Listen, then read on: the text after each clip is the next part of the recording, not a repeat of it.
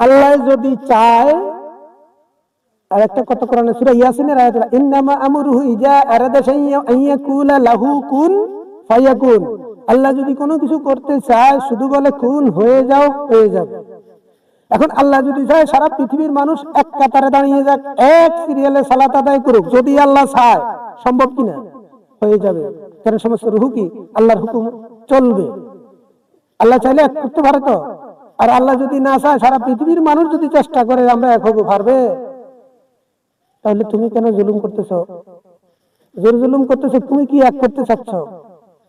হাকিকতের আল্লাহ যেভাবে চাচ্ছেন সেভাবে ঘটবে। সুতরাং আল্লাহ না চাইলে তুমি জোর করে করতে পারবে না। আল্লাহ চাচ্ছে আমি সোজা বাংলা বলে তুমি শুদ্ধ হও, এরপরে তোমার পরিবারকে দাওয়াত দাও, তোমার পরিবারকে শুদ্ধ করো।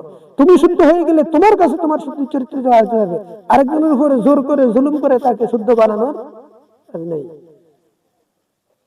আমি বলছি আল্লাহ চাইলে সবাইকে এক করতে পারে তো, আর আল্লাহ না চাইলে তুমি এক করতে পারবা?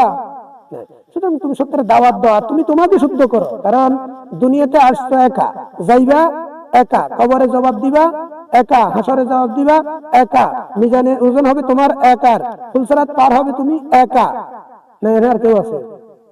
এবার এইখানে যদি মুর্শিদের সাথে আল্লাহ রসুলের সাথে সঠিক কাম করতে পারো, তবে তার দয়া রসুলের সুপারিশ পাইবা।